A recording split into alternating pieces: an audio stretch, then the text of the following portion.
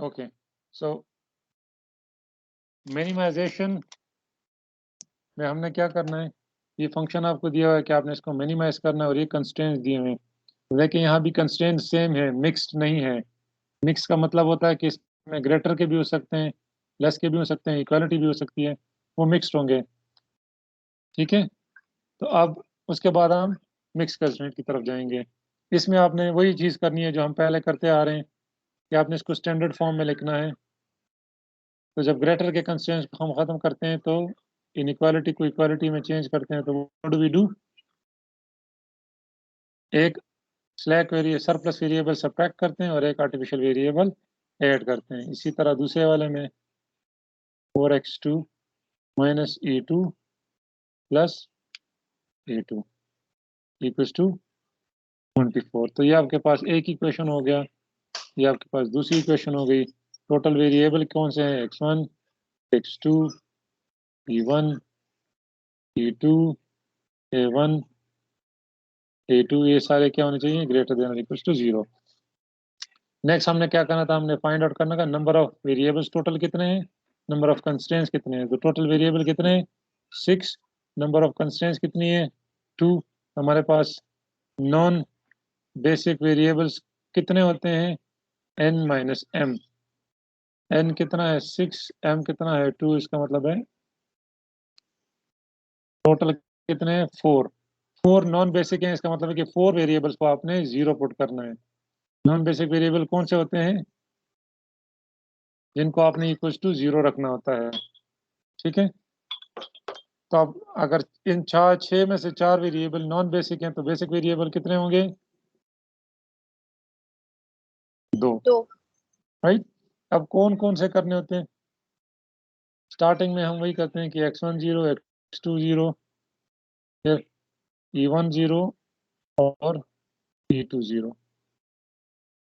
इन चारों को अगर मैं 0 कर दूं तो हमारे पास एक सोल्यूशन आ जाएगा।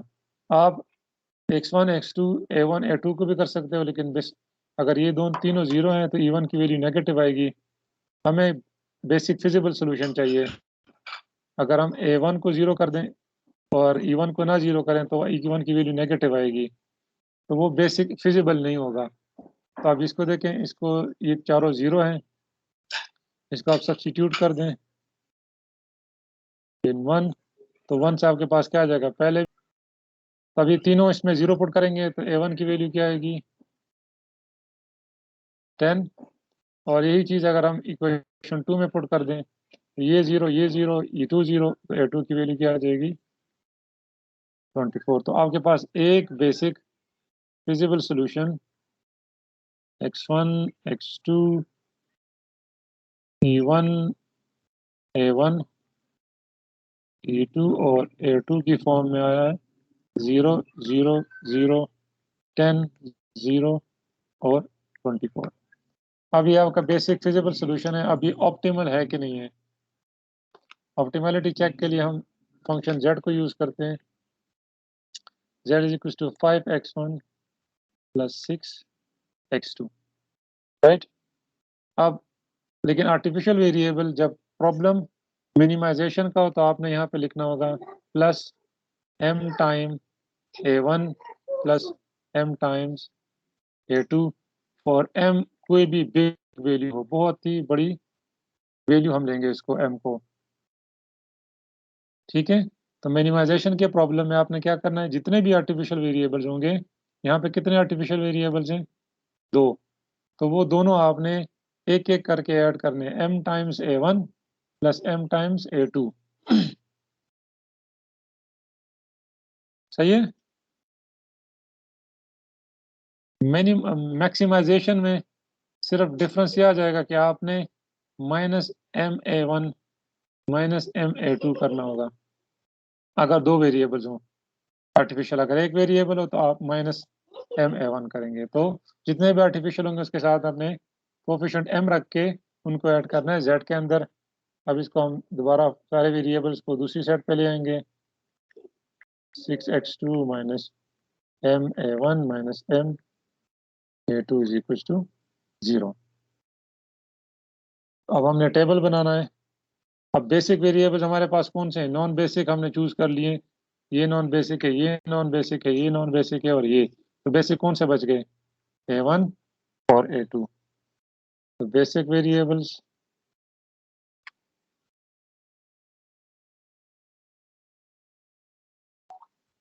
A1, A2, फंक्शन Z, फिर X1, X2, E1, E2, A1, A2 and right hand side. अब कोफिशिएंट्स हमने लिखने हैं। इसके कोफिशिएंट सबसे नीचे वाले में -5, -6, -0, 0, -m और 0। और दूसरी इक्वेशन में से कोफिशिएंट्स लिखने ये वाले 1, 1, 2, 4, 1, 1, 2, 4। इसमें ये है -1, ये 0 है, ये 1, ये 0 है, और ये 10 के इक्वल है। इसमें ये 0 है, ये -1, ये 0, ये 1, और ये 24 के इक्वल है। अब बाकी सारा प्रोसीजर सेम ही है, लेकिन जितने आपके पास यहाँ पे, क्योंकि ये मिनिमाइजेशन का है, बीच में m आ गए हैं, तो आपने क्या करना है कि आपने पहले आर्टिफिशियल वेरिएबल के जो कोफिशिएंट्स है, सॉरी आर्टिफिशियल कह रहा हूँ, यहाँ जो बेसिक वेरिएबल्स होंगे आपने उनको यहाँ ढूंढना है ऊपर वाले में। तो कौन से बेसिक हैं? एक ये और एक ये जो यहाँ पे मेंशन है। तो आपने क्या करना है, इनके कोफिशिएंट्स को 0 करना है, एक ये और एक ये, क्योंकि आपके पास दो ही बेसिक वेरिएबल हैं, तो उन दोनों के आपने क्या करना है, वेरिएबल्स को 0 करना है। -m को और इस -m को कैसे 0 कर सकते हैं? इसको कैसे 0 कर सकते हैं? अगर मैं ये रो 1 है, ये रो 2 है, और ये रो 3 है। अगर रो 1 को मैं m से मल्टीप्लाई कर दूं और ऐड कर दूं तो ये 0 हो जाएगा। ठीक है। इसी तरह अगर रो 2 को मैं m से मल्टीप्लाई करके यहाँ पे ऐड कर दूं तो ये भी 0 हो जाएगा। तो रो ऑपरेशन क्या होगी? मैं दोनों को कंबाइन ही कर देता हूँ, क्योंकि हम R3 के ऊपर ऑपरेशन कर रहे हैं। हम क्या ऑपरेशन कर रहे हैं? m टाइम्स R1 को, सॉरी R3 के साथ हम ऐड कर रहे हैं m times R1 plus m times R2। जब इनको ऐड करेंगे तो ये चीज़ें चेंज होंगी ऑब्वियसली। ये बन जाएगा m टाइम,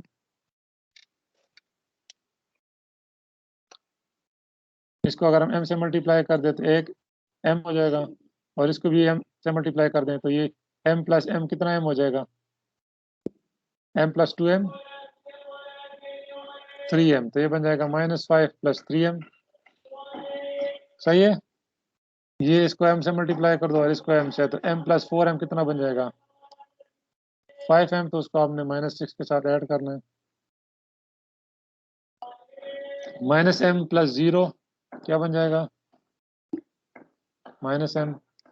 0 प्लस -m क्या बन जाएगा? -m। यहाँ से m मल्टीप्लाई कर दो, इन तीनों को 0 करोगे तो आंसर क्या आएगा? 0। 0 प्लस m -m क्या बन जाएगा? 0। 10m प्लस 24m, तो टोटल क्या बन जाएगा? 34m।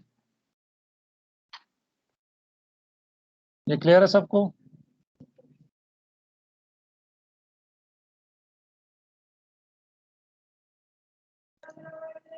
Yes sir. अब आप सिंप्लेक्स अप्लाई कर सकते हैं। ठीक है।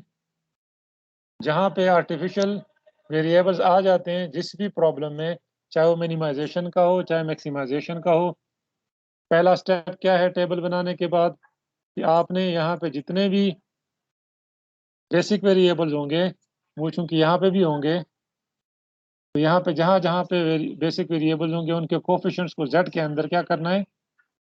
0 करना है। ठीक है।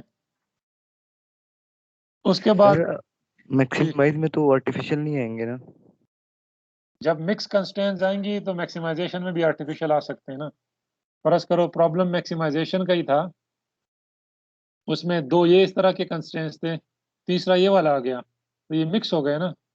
अभी जो हमने किया है वो यस सिर्फ सर। इस वाला का किया था। तो जो मिनिमाइज। मिक्स्ड वाले होंगे, जो इस तरह के होंगे या जिस तरह के होंगे, उसकी मैं आपको आपके साथ वीडियो शेयर कर दूंगा, वो आपने उसी को देख के वो आपको अंडरस्टैंड हो जाएगा। उसमें सिर्फ डिफरेंस ओके क्या सर। है कि उसमें आपके पास एक आर्टिफिशियल वेरिएबल आएगा, एक या दो। तो जो आर्टिफिशियल आएंगे तो उसके साथ आपने वैसे ही करना है, ठीक है। यहाँ पे आर्टिफिशियल आएगा तो ओके उसके सर। कोएफिशिएंट को 0 करना होगा पहले।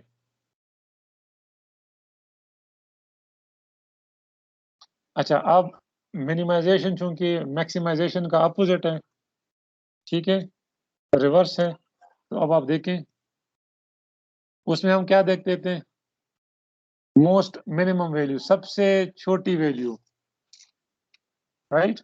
अब इसमें हमने देखना है सबसे बड़ी वैल्यू। तो जो सोल्यूशन था, बेसिक सोल्यूशन जो ये आया था, बेसिक फिजिबल सोल्यूशन, ये ऑप्टिमल है कि नहीं, उसको हम कैसे चेक करेंगे कि z के अंदर जितनी वैल्यूज हैं राइट हैंड साइड को छोड़ के, ये सारी क्या हो, अगर नेगेटिव हो, अगर सारी की सारी नेगेटिव या 0 हो, ठीक है, तब ये ऑप्टिमल होगा।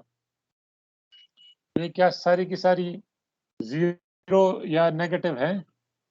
देखो ये तो 0 है, ये भी 0 है, ये नेगेटिव है, ये नेगेटिव है।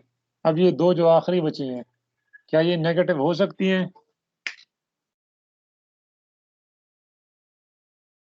मैंने कहा कि m is a big number,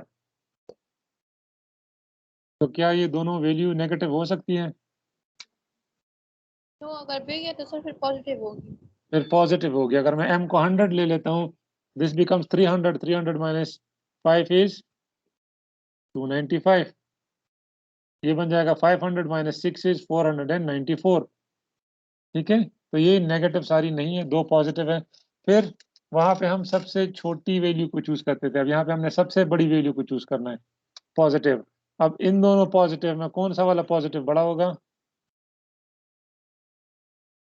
-5 sir. -5 वाला क्यों बड़ा होगा? अभी मैंने एग्जांपल दी, m अगर 100 है, m अगर 100 है तो ये बन जाएगा 295 और ये बन जाएगा 494। तो कौन सा वाला बड़ा आता है? 6 वाला, -6 वाला। जो आपने बिग, यहाँ पे जो आपने बिग चूज करना है वो वाले चूज करने जो m के साथ बिग नंबर हो।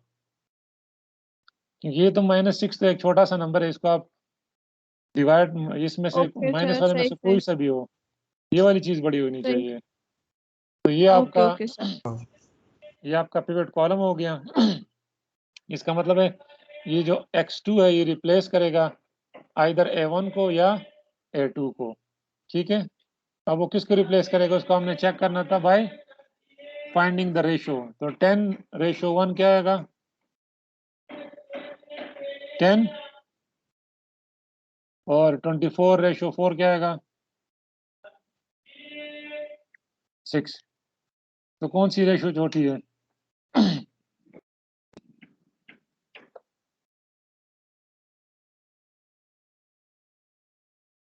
ऑब्वियसली A2 वाली रेशो छोटी है ना, ये वाली 6 वाली। जब ये रेशो छोटी है तो हम इस वाले रो को चूज करेंगे। अब यहाँ दोनों का इंटरसेक्शन कहाँ पे आ रहा है? इस पॉइंट के ऊपर। तो इसका मतलब है x2, हाँ x2 रिप्लेस करेगा किस चीज को? A2 को। अब हमारा नया बेसिक वेरिएबल क्या है? x2। ये आपने सेकंड टेबल बनाना है, ठीक है। आपने सेकंड टेबल बना, आपने जब ये चीज कैलकुलेट कर ली है ये सारा कुछ, अब आपने नेक्स्ट टेबल लिखना है सेम चीजों के लिए।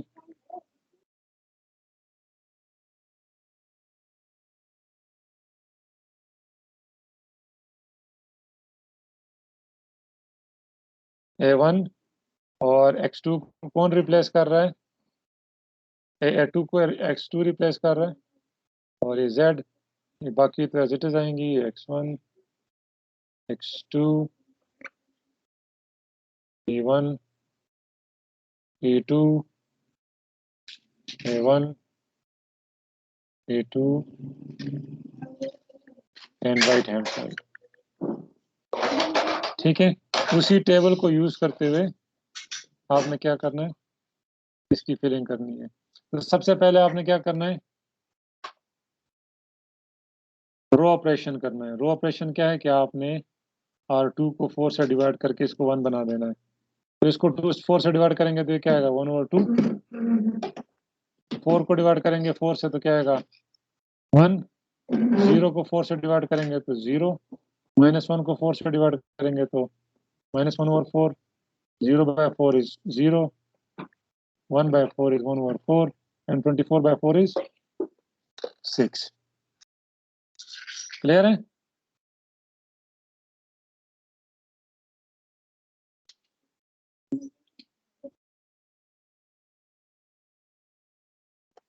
ये क्लियर है सबको? R2 को क्या किया है, 4 से डिवाइड कर दिया।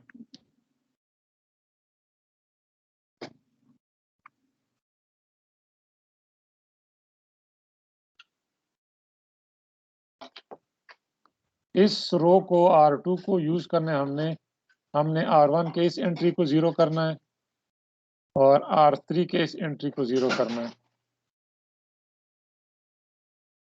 ठीक है, अब वो कैसे करेंगे, ये इसको देखें। R1 के साथ क्या करें, सॉरी R2 के साथ क्या करें कि वो इस वाले 1 को 0 कर दें। सर इसको -1 करके ऐड कर देंगे। हाँ, तो हम R1 में काम कर रहे हैं तो हम कहेंगे R1 माइनस R2। R1 में से R2 को माइनस करेंगे, ये वाला R2। ठीक है, तो R1 ये है 1 माइनस हाफ कितना आएगा, इस वाले में से ये वाला माइनस करना है। तो 1 माइनस हाफ, एक में से अगर आप आधा निकाल देंगे तो कितना बचेगा, हाफ ही बचेगा ना। ये 1 माइनस 1 कितना आ जाएगा, 0। -1 माइनस 0 तो क्या आएगा, -1 0 माइनस 0 माइनस -1/4। इस वाले को कर रहे हैं तो क्या आएगा आंसर, 1/4। ये 1 माइनस 0 क्या आएगा, 1। और 0 माइनस 1/4 क्या आएगा, -1/4। और 10 माइनस 6 कितना आ जाएगा, 4। अब यही चीज हमने ये दूसरे वाले के साथ भी करनी है। अब हमने क्या करना है, R3 में वर्किंग कर रहे हैं तो हमने क्या करना है, R3 प्लस जिस चीज को हमने 0 करना है वो क्या है, -6 + 5m। तो हम इसके साथ प्लस कर देते हैं 6, उसका अपोजिट मल्टीप्लाई कर देते हैं किसके साथ, R2 के साथ। तो हमने माइनस करना है -5 + 3m। इसमें से हमने प्लस करना है इसके साथ, कौन सी चीज प्लस करनी है, 6 टाइम्स। हमने इसके साथ प्लस करना है 1/2 टाइम्स 6 - 5m। सिर्फ पहले वाले इसको कर रहा हूँ, इसको 0 कर रहा हूँ पहले। तो हाफ से हमने मल्टीप्लाई किया 6 - 5m को। ये सिंपल कैलकुलेशन आप कर लें, you get the answer is, ये देखें इसमें से आ जाएगा 3। 6/2 क्या आ जाएगा, 3 -5 + 3 क्या आ जाएगा, -2। और ये 3m है और ये -5/2m है। दोनों को जब आप ऐड कर देते हैं यू गेट m/2। ठीक है, तो यहाँ पे आ जाएगा -2 + m/2।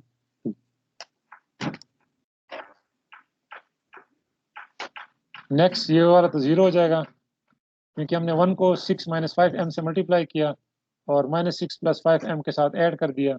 तो +6 -6 के साथ कैंसिल, -5m + 5m के साथ कैंसिल, तो यहाँ पे 0 आ जाएगा। अब हमने 6m को मल्टीप्लाई किया किसके साथ? 0 के साथ, ठीक है, और उसको ऐड किया किसके साथ? -m के साथ। तो आंसर क्या आएगा? -m।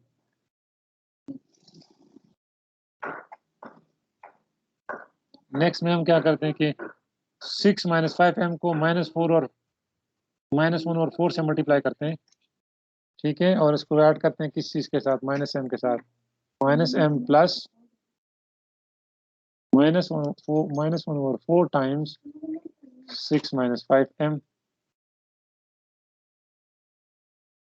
अगेन आपने एक्सक्यूज मी, इसको कैलकुलेट करना है। You will get -3/2 plus m/4। जब इसको कैलकुलेट करेंगे, this is the final answer. ठीक है, और अगेन 0 को मल्टीप्लाई कर दें और 0 के साथ ऐड कर दें तो क्या आएगा? 0। 0 का अगर हम इससे मल्टीप्लाई कर दें और फिर 0 के साथ ऐड करें तो 0 + 0 is 0। And the last one is, अगर 6 - 5m को मल्टीप्लाई कर दें 0 के साथ एक्सक्यूज मी, मल्टीप्लाई करें 1 और 4 के साथ, ठीक है, अब और किसके साथ ऐड कर दें? 0 के साथ ऐड कर दें तो यही चीज आएगी। 6 और 4 क्या बन जाएगा? 3 और 2 और -5m और 4, ठीक है। और लास्ट रो में 6 को हमने मल्टीप्लाई किया किस चीज के साथ? 6 - 5m के साथ। तो 6 + 6, 6 × 6 क्या आएगा? 0 में ऐड करना है, ये बन जाएगा 36 - 30m। तो इसको हमने ऐड करने किस चीज के साथ? ऑलरेडी हमारे पास वैल्यू क्या थी? 34m थी। 34 के साथ ऐड करेंगे तो आंसर वुड बी 36, 0 के साथ नहीं बल्कि 34m के साथ ऐड करना, ये दैट बिकम्स 36 +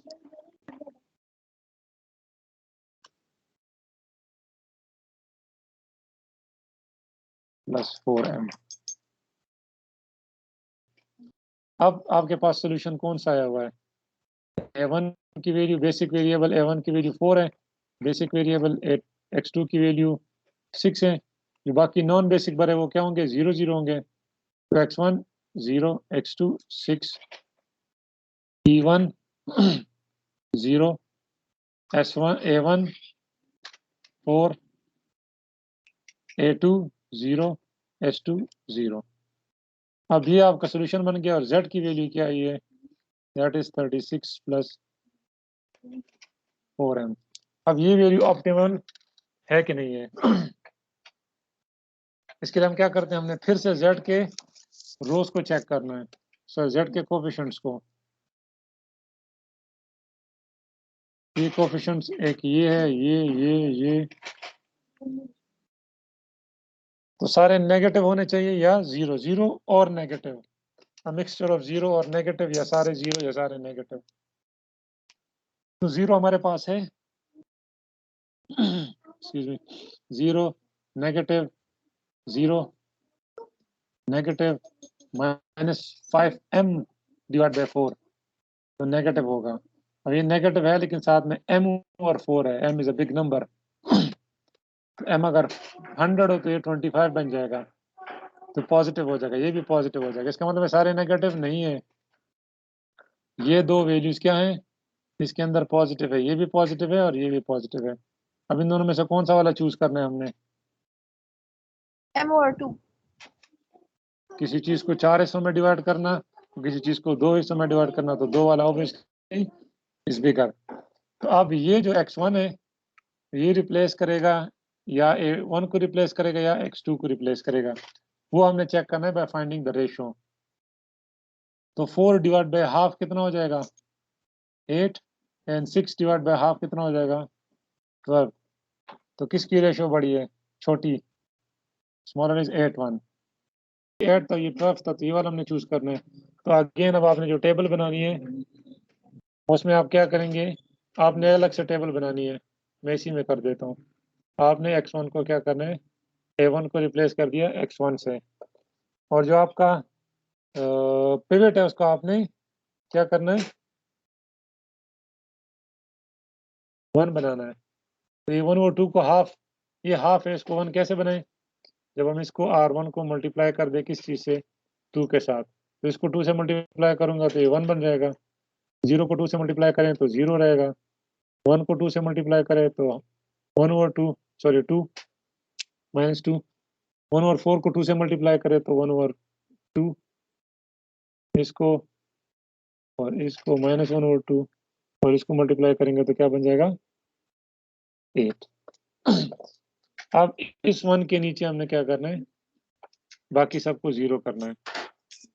ठीक है, उसके लिए आपने रो ऑपरेशंस करने हैं।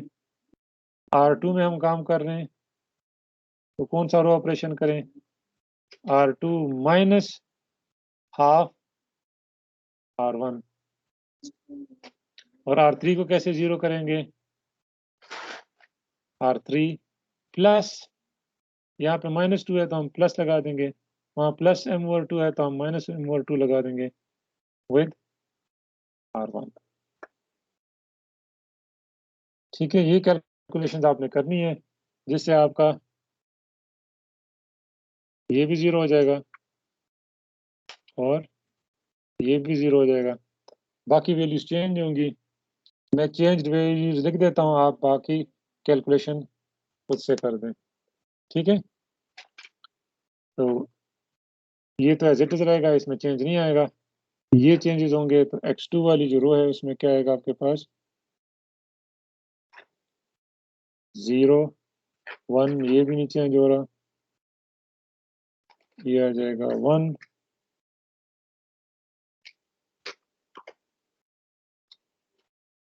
ये आ जाएगा -1 ओवर 2, फिर -1 1 over 2, and this one becomes 2, and that becomes 0 0, that would be -4, cancel, okay, -1 over 2, 4 minus m, and half minus m, and this becomes 52। अब आप देखें, अब ये सोल्यूशन नहीं है, ये सारी रो ऑपरेशंस करने के बाद अब आपके पास एक बेसिक वेरिएबल है x1 जिसकी वैल्यू क्या है 8, दूसरा बेसिक वेरिएबल है 2 जिसकी वैल्यू क्या है x2, उसकी वैल्यू क्या है 2। तो बाकी नॉन बेसिक बचे e1 e2 e3, वो सारे 0 होंगे। इसके अगेंस्ट z की वैल्यू क्या है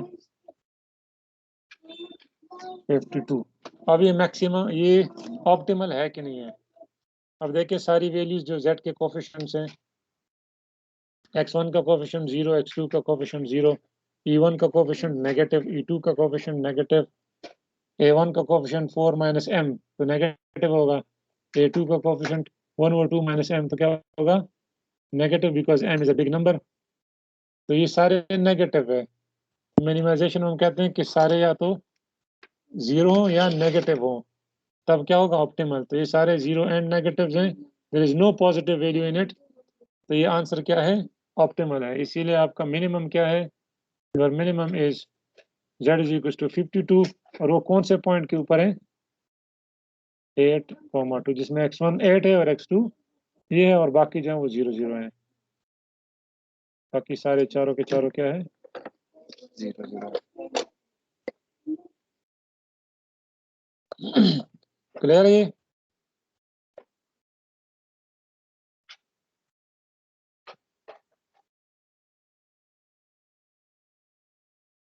Is this clear?